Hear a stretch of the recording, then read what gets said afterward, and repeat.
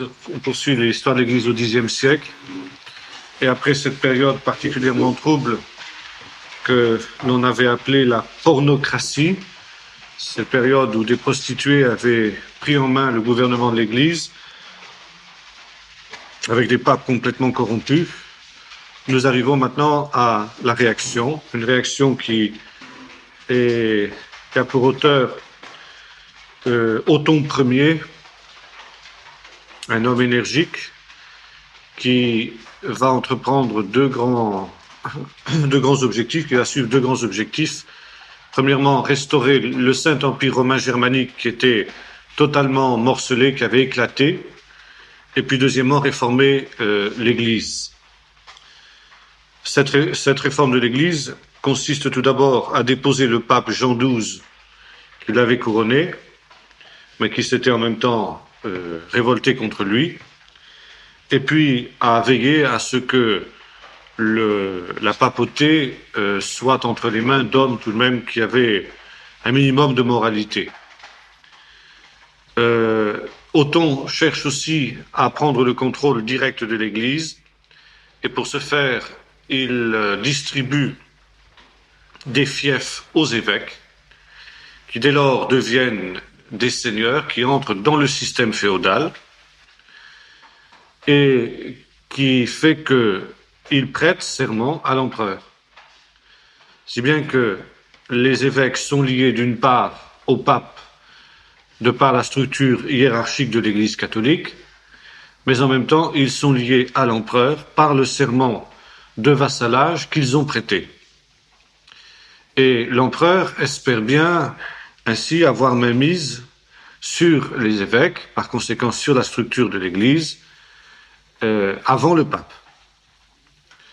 Et nous avons là les germes d'un conflit qui, dans les décennies suivantes, va dégénérer pour aboutir à ce qui sera la marque de la deuxième partie du Moyen-Âge, le conflit entre les papes et les empereurs, pour savoir qui va contrôler l'un ou l'autre, n'est-ce pas, à la fois l'Église et l'État. Le problème, c'est le contrôle de l'Église et de l'État. Qui a la primauté? Est-ce l'empereur ou est-ce le pape? Et ce conflit, donc, va empoisonner toute la fin du Moyen-Âge. Nous aurons l'occasion d'y revenir. À Othon Ier succède Othon II, qui règne de 973 à 983. Un homme qui donc va avoir un règne relativement court, il mourra prématurément, après 10 ans de règne. De son temps, il y a dans l'Empire des troubles et des rébellions qui se manifestent et qui, en particulier, gagnent la ville de Rome. La ville de Rome qui avait été habituée jusqu'ici à la Dolce Vita et qui voit d'un assez mauvais œil les ingérences de l'empereur dans un domaine qui, en principe, lui était le problème réservé de l'aristocratie romaine. Et cette aristocratie romaine tente donc de soulever la ville contre le pape, qui est en quelque sorte la créature de l'empereur, et qui se nomme à cette époque-là Benoît VII. Et Othon est obligé d'intervenir pour protéger le pape des troubles et des ambitions des grands de Rome. Et c'est à cette tâche-là qu'il meurt en 983. Son fils a 3 ans au moment où il meurt, si bien qu'il n'est pas en âge de régner, et il va y avoir une régence de 11 ans qui va faire la liaison entre le moment où Othon II meurt et le moment où son fils est en âge de régner directement.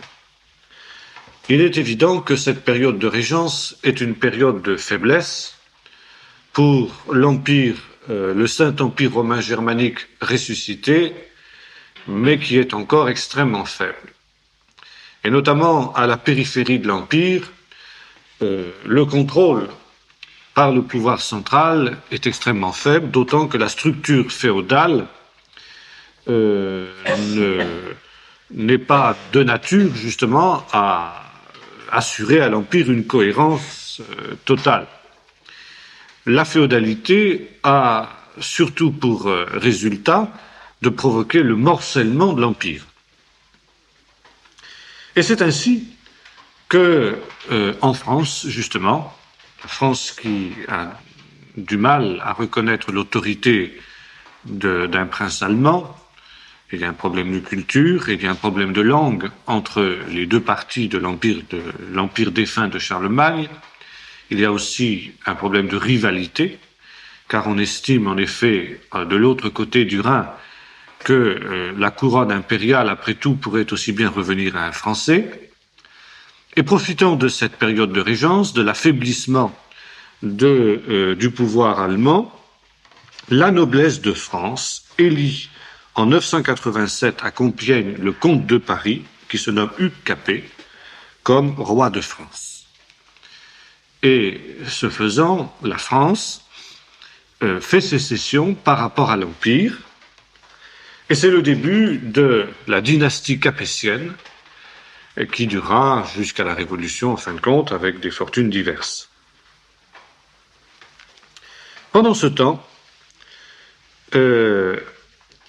Jean XIV a succédé à Benoît VII, après avoir écarté un autre prétendant au trône papal qui se nomme Boniface, lequel Boniface, pour sauver sa vie, s'est enfui à Constantinople, donc chez les Byzantins, où il attend aussi son heure. Son heure sonne lorsque précisément la régence est occupée à des troubles divers, que la sécession capétienne est intervenue, et Boniface estime que le moment est favorable pour tenter un coup de force. Il revient de Constantinople, tue le pape Jean XIV et prend sa place.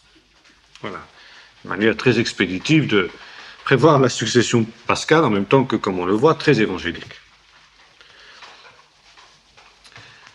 Personne n'intervient pour mettre fin à ce scandale, et il faut attendre la majorité du fils d'Othon II, qui se nomme Othon III, pour que les choses changent. Othon III va régner donc théoriquement à partir de 983, et il mourra au début du XIe siècle, c'est-à-dire en 1002. Othon III est un homme instruit qui est un homme qui est aussi rempli d'ambition. Sa mère est une byzantine et ça donne à Othon des idées. Il ambitionne ni plus ni moins que de rassembler sous son sceptre à la fois l'Empire d'Occident, mais également l'Empire d'Orient.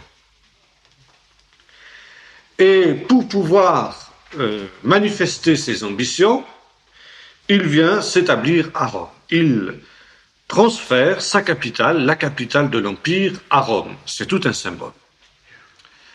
D'abord, c'est le symbole que l'Empire romain d'Occident, qui avait éclaté sous les coups des invasions barbares, est véritablement ressuscité. Mais Rome était aussi la capitale du monde romain tout entier, y compris de la partie orientale de l'Empire, à l'époque de Constantin. Et Othon ainsi entend renouer avec la tradition de l'Empire romain indivis tel qu'il était sorti notamment avec Constantin et les premiers empereurs de Byzance. Il est évident que les Romains ne sont pas enchantés de ce débarquement en force des Allemands dans leur capitale, dans leur ville, le pape non plus. Qu'à cela ne tienne, Othon III dépose le pape, il le remplace, ni plus ni moins, par son cousin. Son cousin qui est un Allemand, qui se nomme Bruno, qui a 23 ans, c'est c'est un petit peu jeune pour être un pape, on l'admettra, et qui se fait nommer pape sous le nom de Grégoire V. C'est le premier pape allemand qui règne sur le trône pontifical, mais hélas, cette nomination de Bruno, alias Grégoire V, n'est pas du goût de tout le monde. En effet, un certain Crescentius se révolte contre Bruno, et Grégoire est chassé de Rome. Il parvient à sauver sa vie à grand-peine en se réfugiant dans la ville de Pafie. En 999, il finira lui aussi assassiné. C'est pas toujours de tout repos d'être pape jusqu'à aujourd'hui. Des précédents qui ont des harmoniques dans un passé qui n'est pas si lointain. Et un certain Sébaste II lui succède. Il régnera jusqu'à la mort d'Othon de 999 à 103, c'est-à-dire qu'il survivra d'1 an à Othon. C'est un homme qui a une grande érudition et qui en particulier a un esprit scientifique. Il est très curieux, il s'intéresse à tout ce qui est scientifique. Il a un peu moins de curiosité pour les choses spirituelles, ce qui fait que d'abord comme il est arrivé en quelque sorte dans les bagages des Allemands, il est plutôt méprisé, et puis comme il n'a pas beaucoup d'envergure spirituelle, c'est pareil. Son principal titre de gloire, si j'ose dire, c'est qu'il va garder les liens étroits avec Othon, et en 955, Othon triomphe des Hongrois. Les Hongrois sont un peuple qui est venu d'Europe centrale, peuple magyar, et qui n'était pas évidemment christianisé, c'était un peuple païen, qui menaçait les régions orientales de l'Empire. Othon marche contre les Hongrois, il leur inflige une défaite donc à Lechfeld, et les Hongrois sont contenus. Bien entendu, ils s'établissent dans ce qui est aujourd'hui la Hongrie, et le pape estime que ces nouveaux émigrés arrivants doivent être évangélisés, convertis. Et ainsi, une mission est établie parmi les Hongrois. Le but de la mission, la technique d'évangélisation, si j'ose dire, depuis l'époque des Irlandais, c'était d'essayer d'amener les chefs, les rois, les chefs de tribus, l'aristocratie, les classes dirigeantes du peuple que l'on veut évangéliser à se convertir. À partir du moment où les classes dirigeantes étaient converties au christianisme, automatiquement tout le monde suivait. Selon le principe qui restera en vigueur dans l'Europe jusqu'à la Révolution française pratiquement, cuius regio, cuius religio, la religion du prince est aussi la religion du peuple. Alors, ici, évidemment, on s'efforce de toucher le roi. Le roi qui se nomme Étienne et qui, effectivement, après quelques années, comprenant que le paganisme a fait son temps et que maintenant le christianisme est une religion qui a le vent en poupe, se convertit avec tout son peuple. Et le pape a donc la joie, l'honneur, le privilège, tout ce qu'on veut, de baptiser le nouveau roi des Magyars, Étienne, n'est-ce pas, qui sera d'ailleurs canonisé, et qui ainsi implique une nouvelle conquête du christianisme en Europe. Le pape va aussi entreprendre des missions en Pologne. La Pologne, qui est un pays neuf, un pays qui se trouve aussi aux confins orientaux de l'Empire, au contact direct des Slaves, qui restent, eux, des peuples païens. Et des missionnaires sont envoyés en Pologne dans la foulée des succès qui se sont produits chez les Hongrois, et ainsi les premières peuplades slaves se convertissent, non seulement parce qu'on envoie des missionnaires spécialement pour les évangéliser, mais également parce que des Allemands, des Saxons vont peupler ce territoire neuf, ce territoire nouveau qu'est la Pologne, et ils amènent avec eux le christianisme parmi les populations qui jusqu'alors étaient restées païennes. Et c'est ainsi qu'en 949 est fondée à Cracovie la première église de Pologne. Quelques années plus tard, en 966, le roi de Pologne, Mieczysław, se convertit, à l'instar de ce qu'avait fait quelques 10 ans plus tôt Étienne de Hongrie. C'est un nouveau succès pour le pape. À ce dernier succède un pape français, qui est l'ancien archevêque de Reims, qui se nomme Sigmund II, qui va succéder à son prédécesseur au moment où Othon va mourir en 1002. Et avec l'arrivée au pouvoir de Sigmund II, c'est une nouvelle étape qui s'ouvre dans l'histoire de l'Église. Mais les conquêtes du christianisme au Xe siècle ne concernent pas seulement la Pologne et la Hongrie.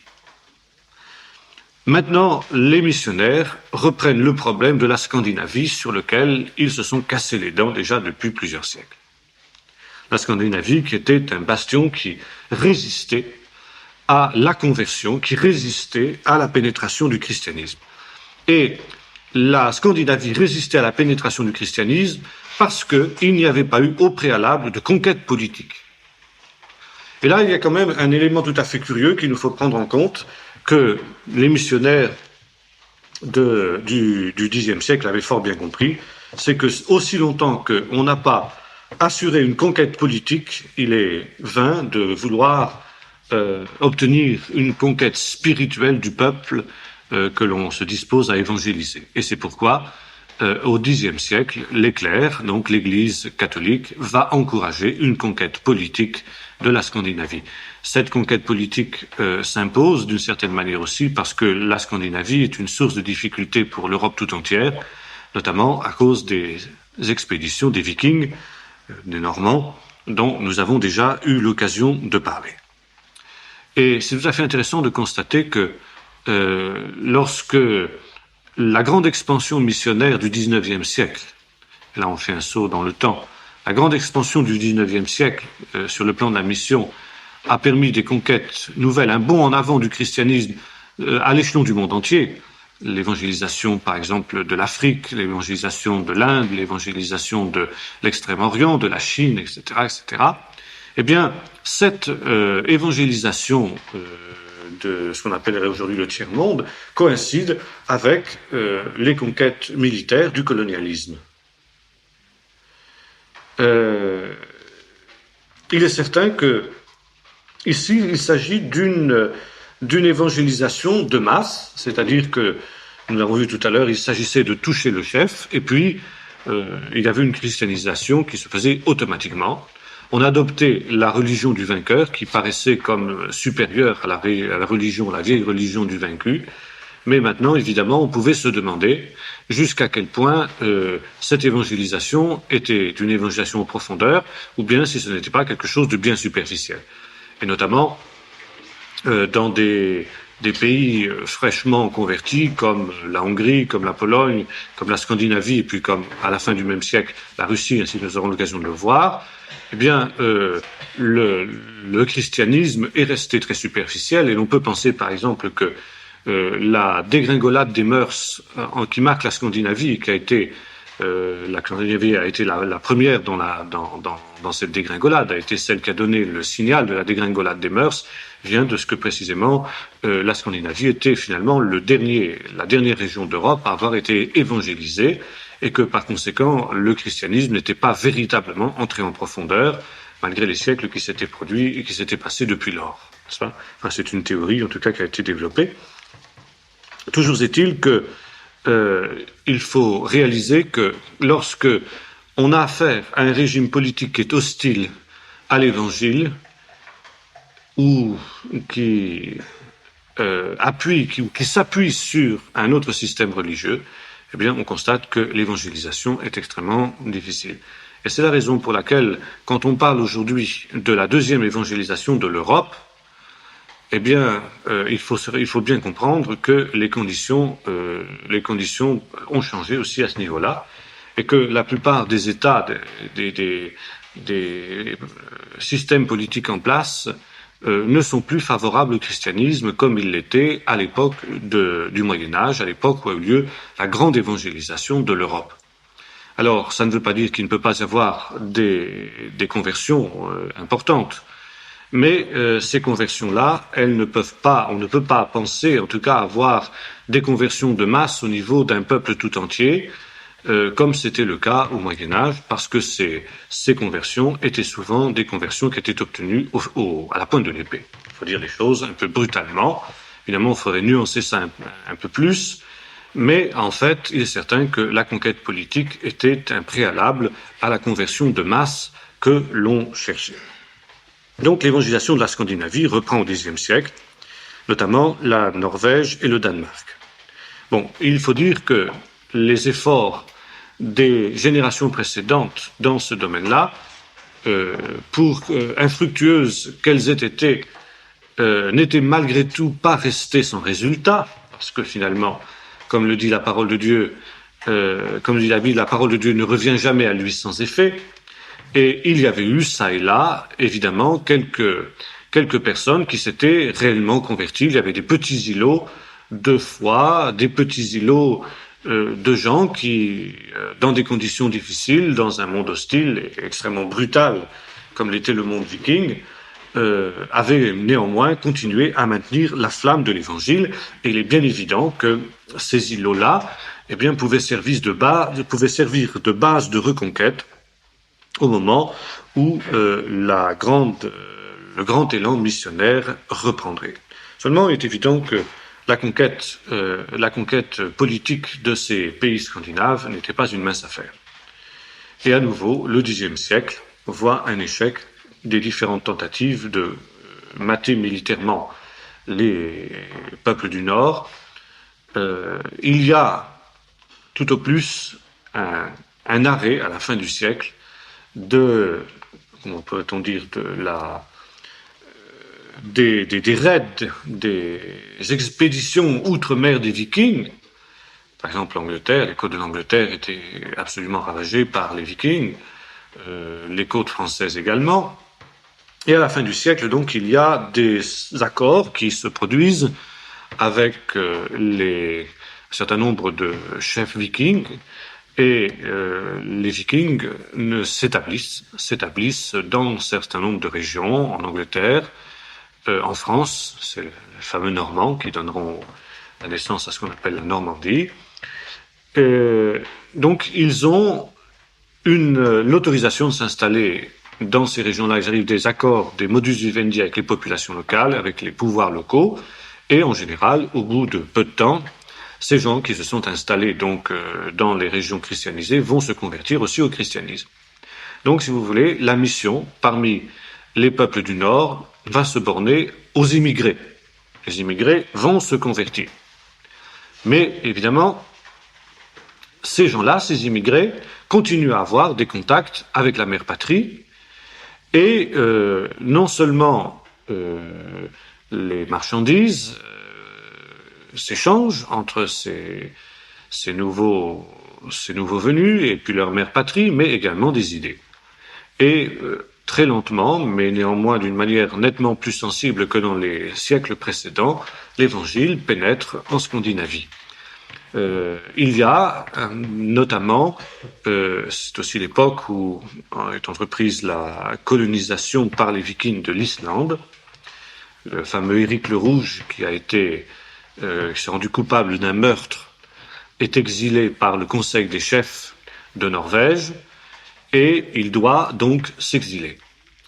Éric le Rouge est un homme extrêmement audacieux, courageux. Il a entrepris dans ses navigations lointaines, il a la certitude qu'il existe à l'ouest une terre qui pourrait être colonisée, et avec ses fidèles, avec ses femmes, avec ses enfants, avec tous ses biens, son cheptel, etc., il s'embarque un jour sans espoir de retour en direction de l'Islande. L'Islande sur laquelle il débarque et qu'il va coloniser. Or, il se trouve que déjà, en Islande, sont venus s'installer un certain nombre de moines qui, évidemment, voyant arriver ces Vikings, n'ont rien de plus pressé que de plier bagages, qu'ils ont intérêt à faire le plus rapidement possible. Éric le Rouge massacre, saccage, etc., tout ce qui est pu rester là. Mais il se trouve que une des femmes, la première femme d'Éric le Rouge, elle se convertit au christianisme. Finalement, Éric le Rouge tolère le christianisme parmi ses guerriers, d'abord avec sa femme, parmi ses guerriers, et il accepte que soient érigées même des églises dans sa nouvelle patrie, mais lui-même, jusqu'au dernier moment, jusqu'à son dernier souffle, refusera de se convertir au christianisme. Dans le même temps, la pénétration de l'Évangile en Hongrie et en Pologne se poursuit, et les Tchèques, en particulier, sont ceux qui vont être au contact direct des Hongrois. Et le grand apôtre de la Hongrie à cette période-là se nomme Adalbert de Prague. C'est un Hongrois qui établit donc les premières églises là-bas et qui fait en sorte que la Hongrie devient un État vassal de Rome. Ça veut dire qu'il dépend directement du Saint-Siège. L'emprise romaine se fait également sentir sur la Pologne, où la papauté parvient à éliminer l'influence grecque, l'influence byzantine, car les Byzantins, entendant parler de cette ouverture qu'a le christianisme en Pologne, vont aussi tenter d'y envoyer des missionnaires. Il y a d'ailleurs un conflit entre les missionnaires de Rome et les missionnaires de Byzance, conflit qui va tourner à l'avantage des Romains, qui vont éliminer ainsi les Grecs. Dans le domaine de la théologie, la décadence doctrinale s'accentue au Xe siècle. Notamment, on continue à élaborer la doctrine de la transsubstantiation, qui avait déjà été fort controversée à la fin du siècle précédent. La transsubstantiation, rappelons-le, c'est cette idée selon laquelle, après que le prêtre ait prononcé les paroles bibliques, n'est-ce pas, ceci est mon corps, ceci est mon sang, sur le pain et sur le vin de la scène, ces derniers se transforment miraculeusement, j'allais dire magiquement, dans le corps et le sang de Jésus. Et c'est le corps et le sang de Jésus qui sont à nouveau présents. Il n'y a pas de modification de forme extérieure du pain et du vin, mais il y a une transformation de substance, d'où le terme de transsubstantiation, c'est-à-dire c'est une transformation de la substance du pain et du vin. La substance du pain et du vin se transforme en la substance de la chair et du sang de Jésus. Et au moment où le prêtre rompt le pain, alors il renouvelle le sacrifice de Jésus. Et c'est dans cela qu'il est prêtre, en ce que précisément il accomplit le sacrifice. Le prêtre, c'est le sacrificateur. Il renouvelle le sacrifice de Jésus.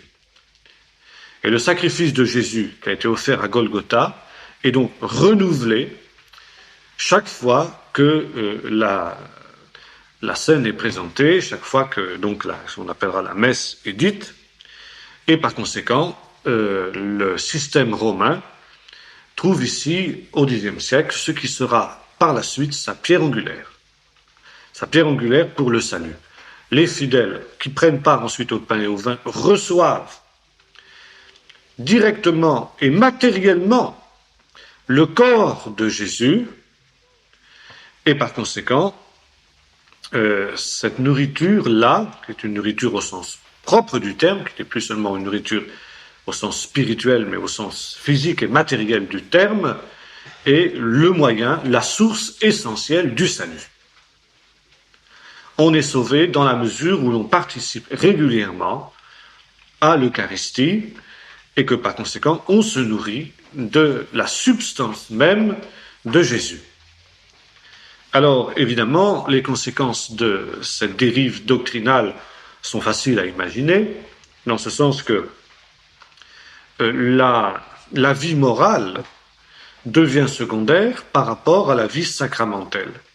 C'est la vie sacramentelle qui est première, c'est-à-dire la participation au sacrement de l'Eucharistie notamment, qui est l'élément essentiel de la vie spirituelle du fidèle, et la vie morale est court-circuitée. Le Xe siècle, la deuxième moitié du Xe siècle notamment, malgré les conquêtes missionnaires importantes, n'est-ce pas, qui se manifestent à cette époque-là, malgré le fait que Othon Ier essaye de mettre un peu d'ordre dans une église en pleine décadence, n'est pas un siècle très brillant sur le plan spirituel. La situation est particulièrement catastrophique, bien sûr, notamment à l'époque de la fameuse pornocratie. Il est bien évident que l'exemple venant de haut, eh bien, automatiquement, c'est toute l'Église qui est complètement pourrie.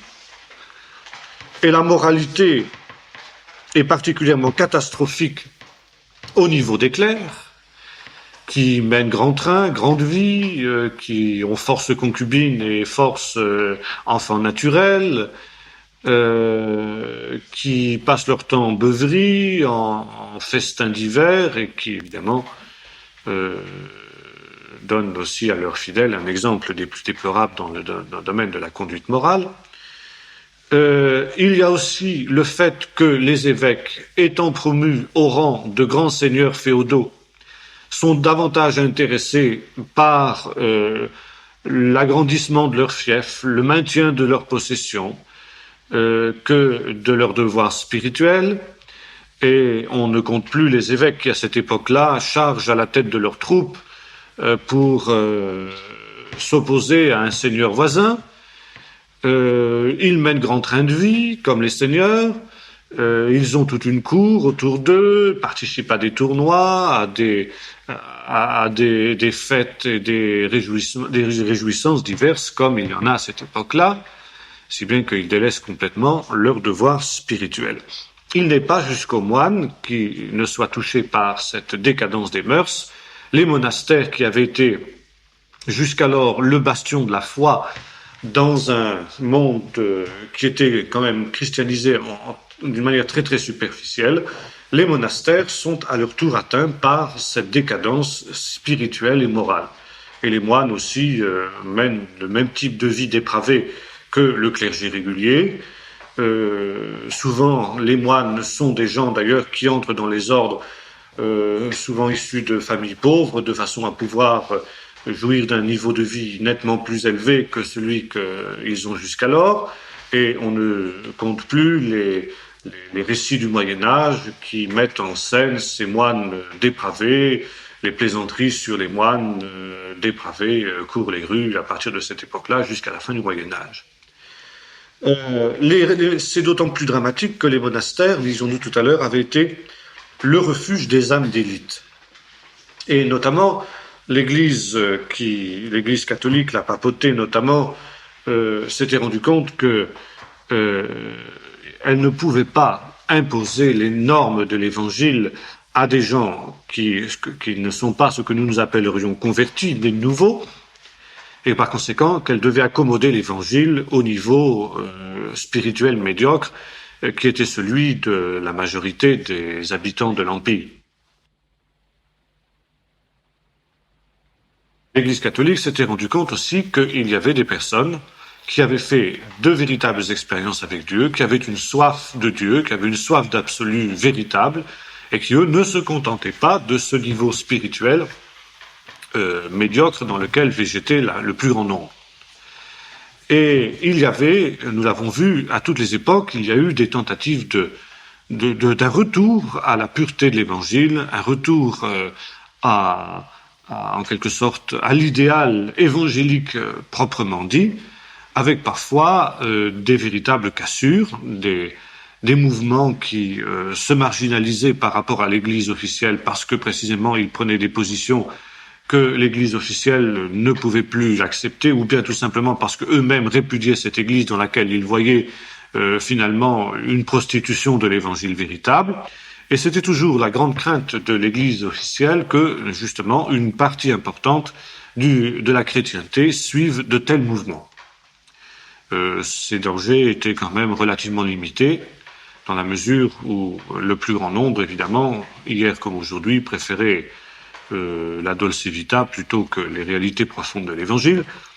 Mais le risque n'en existait pas moins. Alors, pour éviter ce genre de choses, lorsque l'Église catholique se rendait compte qu'il y avait un groupe important de gens qui voulaient vraiment marcher avec Dieu, alors on créait des monastères. Et les monastères, donc, étaient des endroits où l'on pouvait en quelque sorte parquer, si j'ose dire, les hommes et les femmes qui avaient une faim et une soif de Dieu véritable, qui avaient fait des expériences avec Dieu véritable. Là, entre leurs quatre murs, ils pouvaient vivre une vie spirituelle d'un niveau nettement plus élevé que ce qui se vivait ailleurs, et en même temps, ils n'étaient pas un danger pour les entreprises temporelles de l'Église et pour la bonne marche, entre guillemets, de cette dernière. Au début, les monastères n'étaient pas cela, nous l'avons vu, les Irlandais avaient une autre vision du monachisme, qui était l'évangélisation, mais à l'époque qui nous occupe, les monastères étaient devenus cela dans la stratégie globale de la papauté. Ça n'a pas beaucoup changé, non, c'est un fait. Mais à cette période-là, même les monastères, nous l'avons vu, étaient totalement dépravés. Et c'est alors qu'apparaît un grand mouvement de réforme qui va secouer l'Europe médiévale, qu'on appelle la réforme de Cluny. Le monachisme, avons-nous dit, c'était essentiellement une fuite hors du monde. Les moines fuyaient un monde dépravé pour vivre dans la présence de Dieu, dans l'intimité de Dieu. Au Xe siècle, un mouvement de renouveau de l'idéal monastique va surgir. Et un certain nombre de gens qui sont attirés par une vie spirituelle de haut niveau ne trouvent plus aucun endroit pour pouvoir venir vivre cette vie spirituelle-là. Et c'est alors qu'en 910, en pleine pornocratie, est créé à Cluny, en Bourgogne, non loin de Chalon-sur-Saône, un monastère d'un type tout à fait nouveau. C'est un monastère qui a pour règle de base la règle de Saint-Benoît, donc tout à fait aux origines du monachisme, mais qui a été, en quelque sorte, révisé, adapté à la situation de l'époque, si j'ose dire. Et parmi la règle de Cluny, il y a un certain nombre d'exigences qui s'ajoutent à la règle de Saint-Benoît, notamment parmi le vœu de pauvreté, celui du renoncement à toute propriété privée. Et ça, c'est très important, parce que nous l'avons vu, les monastères, à cette période-là, étaient aussi des grands propriétaires terriens. Ils étaient entrés dans le système féodal, et souvent le prieur d'une abbaye, comme l'évêque, n'est-ce pas, était un seigneur. Il menait grande vie, etc., etc. Or, les moines de Cluny décident qu'eux, ils ne posséderont rien. Renoncement à la propriété privée. Deuxième exigence, celui de la sobriété. À l'époque où les clercs de tous ordres, qu'ils soient réguliers ou qu'ils soient séculiers, faisaient bombance, eux, ils ont décidé de s'abstenir de toute viande de quadrupède. Et puis, il y avait le principe de l'obéissance absolue à l'abbé, une vie qui était faite de méditation et de silence. Le problème était de savoir comment allait s'articuler ce monastère de Cluny avec les autres monastères. Et les moines de Cluny, évidemment, ne voulaient absolument pas entendre parler d'un quelconque rattachement à un mouvement monastique actuellement existant, parce qu'ils étaient tous dépravés. Eux, leur idéal, c'était une réforme de la vie monastique et puis ensuite de la vie de l'Église tout entière. La visée était universelle. Il s'agissait non seulement de rétablir en quelque sorte la pureté de l'idéal monastique qui avait été dégradé depuis Saint Benoît, mais il s'agissait également de réformer l'Église en profondeur. Réformer l'Église dans ses mœurs et jusqu'à la papauté. Le but, c'était de créer un grand mouvement spirituel à l'échelon de l'Europe tout entière, qui balayerait les papes pornocrates et dévoyés, et puis qui mettrait sur le trône pontifical des hommes intègres, des hommes qui seraient dans la droite ligne de l'idéal de Cluny. Donc les ambitions étaient importantes. Et après une bataille phénoménale, les responsables de Cluny ont réussi à obtenir que d'être rattachés uniquement et directement au siège de Rome, sans aucun intermédiaire avec un évêque ou avec un autre supérieur d'une autre abbaye. Ils n'avaient de compte à rendre qu'au pape lui-même, et ceci directement. En dehors de cette vie spirituelle très austère et très stricte que les moines de Cluny s'étaient imposés, ils avaient deux volets de travail. Premièrement, la bienfaisance, et puis deuxièmement, un travail d'érudition. Il s'agissait non seulement de réformer l'Église dans ses mœurs, mais également dans sa doctrine. Et pour cela, il fallait recopier les textes sacrés, il fallait entreprendre tout un travail d'étude, de façon à pouvoir réformer l'Église comme ils entendaient le faire. Très vite, les moines de Cluny ont obtenu une très très grande audience, parce que leur vie de piété, de sainteté tranchait étrangement avec la vie dévoyée des autres clercs, et les moines de Cluny ont très très vite été extrêmement populaires parmi les populations. Tant et si bien qu'en l'espace de quelques années, d'autres monastères se réclamant de la règle de Cluny se sont créés. Et le monastère de Cluny a essaimé, d'abord en France, en Bourgogne, en France, et finalement un peu partout dans l'Europe. Et bientôt, il a fallu compter sur l'influence de cet ordre nouveau qui venait de se créer au sein du monachisme. Un des plus grands prieurs de Cluny se nommait Odilon, qui a été prieur de l'abbaye et en même temps grand maître de l'ordre, parce que en l'espace de quelques dizaines d'années, c'est un véritable ordre qui a été créé à l'échelon de l'Europe tout entière.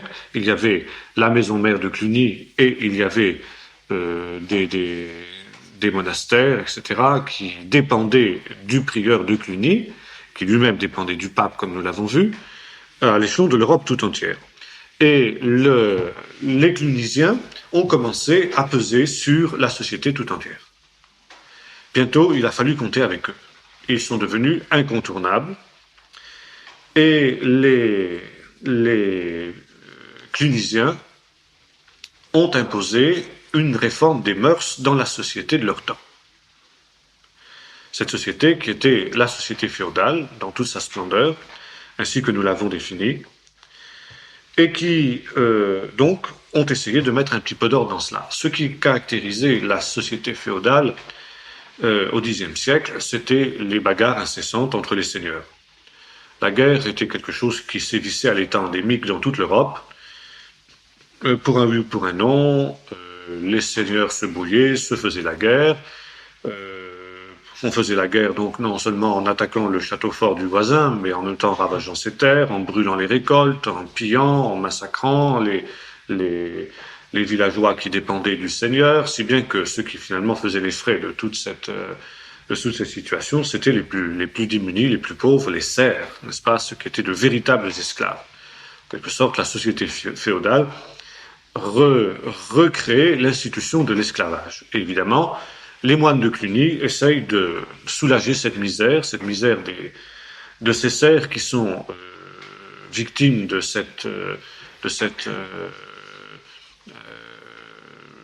guerre endémique, etc. Et ils arrivent à imposer à l'échelon de l'Europe tout entière une idée qui est reprise par le pape, qui est imposée, savoir ce qu'on appelle la trêve de Dieu. C'est-à-dire que du jeudi soir jusqu'au dimanche soir, on arrête tous les combats, on n'a plus le droit de se battre. Tous les combats s'arrêtent. Évidemment, c'est pas l'idéal. L'idéal absolu serait que, toute guerre s'arrête définitivement. Mais enfin, à défaut de mieux, bon. Et puis, les Clunisiens sont ceux qui également essayent de mettre, de donner aux nobles en particulier le sens de la droiture, le sens de l'honneur, du serment, etc. Finalement, l'esprit chevaleresque, qui est l'esprit qui est resté dans le légendaire au Moyen-Âge, n'est-ce pas, est aussi cet esprit qui a été encouragé par les moines de Cluny. Donc les moines de Cluny ont eu une très très grande influence dans l'Europe à cette période-là, et à la fin du Xe siècle, il y avait ni plus ni moins que 2000 couvents dépendant de Cluny et de sa règle au travers de l'Europe tout entière. Néanmoins, les Clunisiens feront très vite l'expérience que l'immoralité reste indéracinable. Parce que tout simplement, ces gens que l'on appelle chrétiens sont des chrétiens superficiels, non convertis, donc des païens auxquels on a mis un petit vernis chrétien, et que, aussi longtemps qu'ils n'ont pas fait une véritable expérience avec Dieu, évidemment, on ne peut pas attendre d'eux qu'ils vivent en chrétiens selon les règles et selon les normes de l'Évangile. Mais les Clunisiens se rendent compte non seulement que la population reste ainsi immorale en profondeur, mais le clergé aussi, le clergé séculier en particulier. Le clergé séculier qui est composé aussi de gens qui ne sont pas convertis et qui par conséquent n'acceptent pas de se détourner de l'immoralité.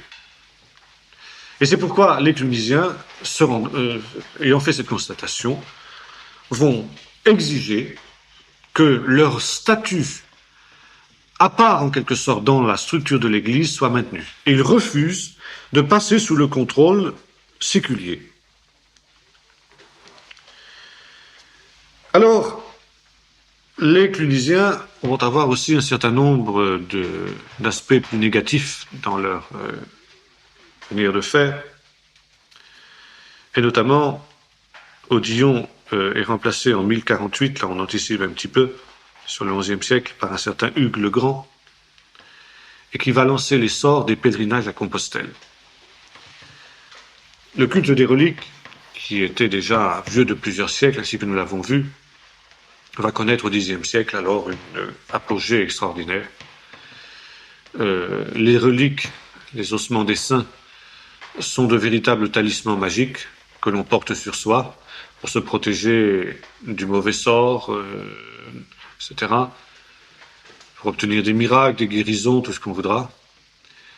Et parmi les nombreuses causes de querelles et de guerres qui déchirent le Xe siècle, il y a aussi les guerres qui ont pour raison le pillage des reliques. Tel seigneur est allé piller les reliques de son voisin, qui vient les lui reprendre manu militari, et ainsi de suite. Et c'est ainsi que pour essayer de provoquer ce grand réveil au sein de la chrétienté médiévale qu'ils espèrent, les Clunisiens vont promouvoir le pèlerinage à Saint-Jacques de Compostelle, où, d'après la légende, le corps de Saint-Jacques, le frère de Zébédée, aurait abordé après son martyre. Le fils de Zébédée, plutôt, frère de Jean, aurait abordé après son martyre. Et le pèlerinage de Saint-Jacques de Compostelle va être le grand pèlerinage de la chrétienté occidentale pendant le Moyen-Âge. Des foules entières, n'est-ce pas, de toute l'Europe vont se diriger vers Saint-Jacques de Compostelle pour y vénérer, entre guillemets, c'est-à-dire y adorer, dans la plus pure tradition de l'idolâtrie telle que la Bible la condamne, les reliques, réelles ou supposées, supposées plutôt que réelles d'ailleurs, de l'apôtre Saint-Jacques. Et des véritables routes de pèlerinage vont être organisées de tous les pays d'Europe, avec des relais, des auberges, des ventes d'objets de piété divers pour permettre aux pèlerins de poursuivre leur marche, etc., etc. Des voleurs de grands chemins qui détroussent les pèlerins, enfin tout, quoi. Le trafic des reliques, etc., etc. Et les chemins de Saint-Jacques de Compostelle, n'est-ce pas, sont encore... enfin, un certain nombre de routes modernes suivent le tracé des routes traditionnelles de Saint-Jacques de Compostelle, etc., à travers de toute l'Europe. Et ça, c'est le résultat de la réforme clunisienne. La réforme clunisienne provoque une autre transformation aussi au niveau de l'architecture religieuse. Les Clunisiens vont promouvoir un nouveau style d'église, l'église dite romane, c'est-à-dire qui a la forme d'une croix latine, avec des murs massifs qu'on appelle mur en plein cintre. Bon, plutôt arc en plein cintre, c'est-à-dire l'arc en demi-cercle. Bon, le but de ces églises forteresses, parce que c'est de cela qu'il s'agit, avec des toutes petites ouvertures, toutes petites fenêtres, etc., qui sont très très sombres, et qui ont des murs énormes, avec des sous-basements extrêmement solides, donc ce sont des véritables forteresses, avaient un but spirituel, mais aussi un but autre, n'est-ce pas? C'est que dans ces moments de guerre, n'est-ce pas, où les pauvres étaient victimes de toutes ces razzias des grands, des seigneurs, etc., les églises servaient de refuge. Et une des aspects positifs de la réforme de Cluny, ça va être justement aussi de créer des sanctuaires où ceux qui se réfugient sont inviolables. Par exemple, même un meurtrier ou un homme qui est poursuivi pour un crime, etc., s'il parvient à se réfugier dans l'église, logiquement, il est inviolable. Et les pauvres, en cas de guerre, peuvent se réfugier dans l'église, ils sont protégés. Bon, pour ce qui est des églises qui sont placées sur les côtes, aussi en cas d'invasion des Vikings, des Normands, etc., on peut se réfugier à l'intérieur de l'église, qui est capable, comme une forteresse, un château fort, de soutenir un siège. Le but est aussi celui-là. Et c'est pourquoi les constructions romanes, les églises romanes, ont cette architecture massive, finalement assez peu élégante. Il faut attendre l'époque suivante, quand justement les dangers des désordres dus aux guerres seront éloignés, pour qu'on crée une architecture plus élégante, qui sera l'architecture gothique. Dans le même ordre d'idées,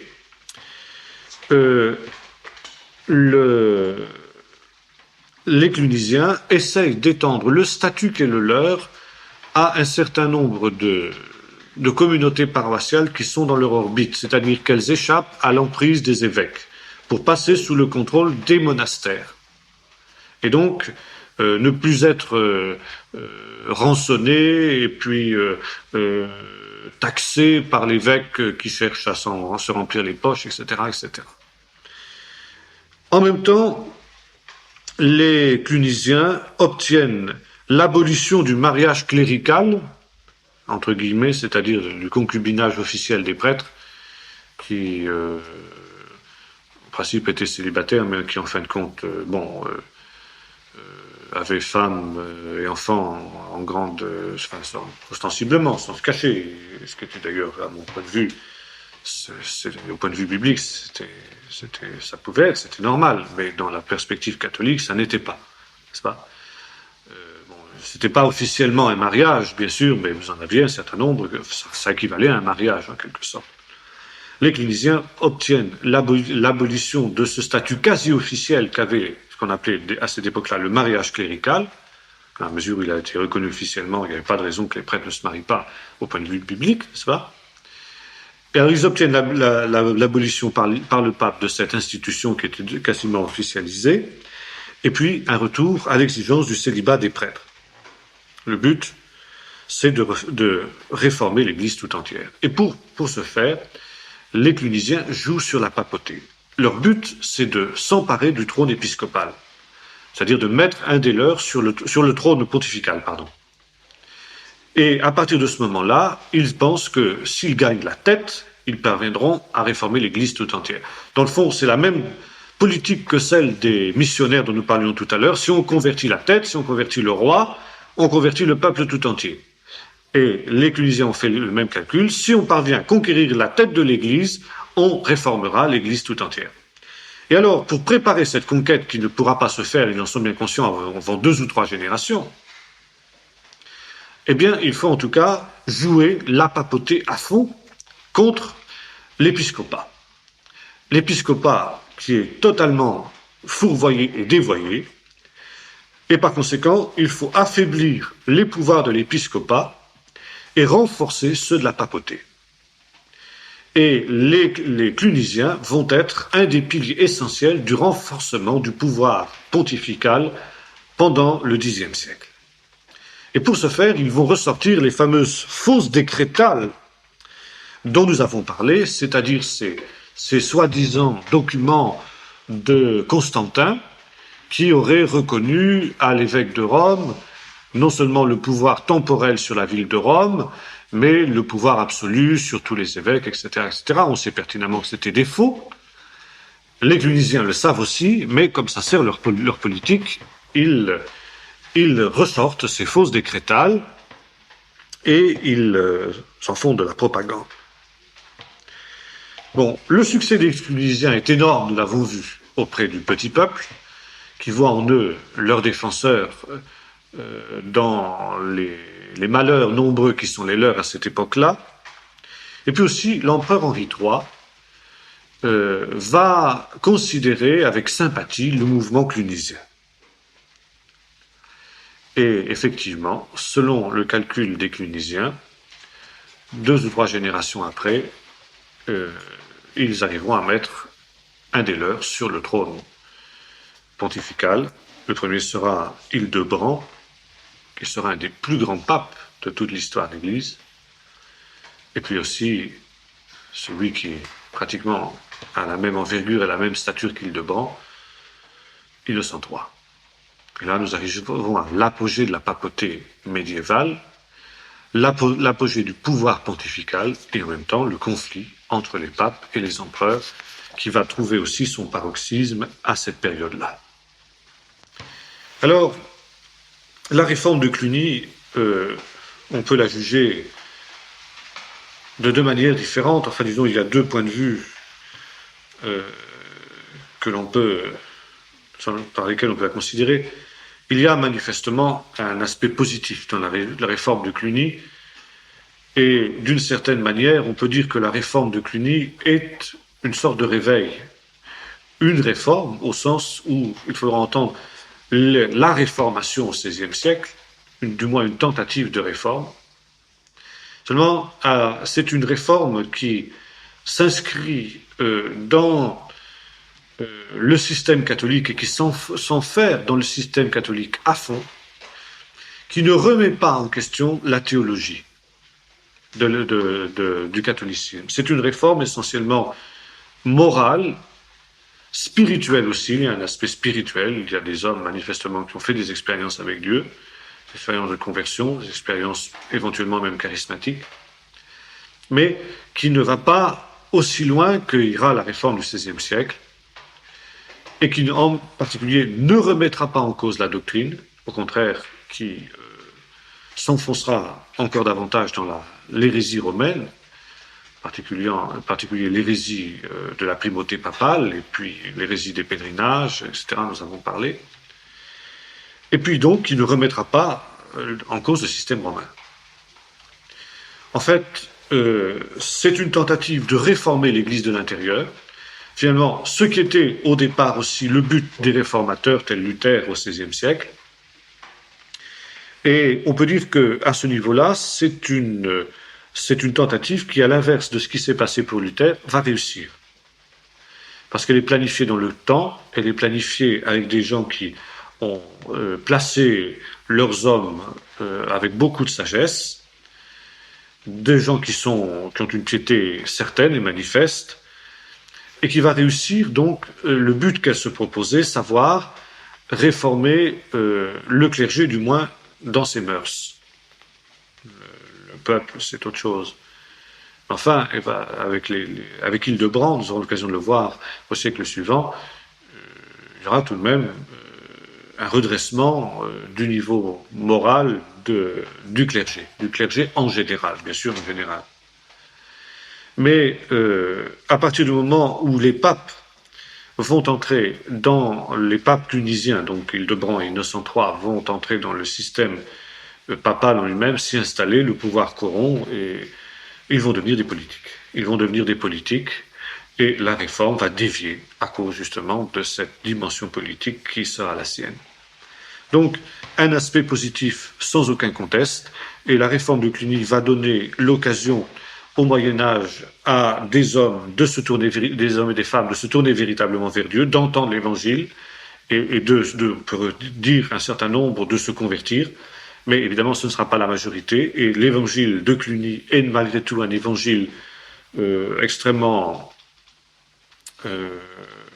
teinté d'hérésie, toutes les hérésies romaines qui se sont instaurées depuis Constantin et puis jusqu'à ce moment-là.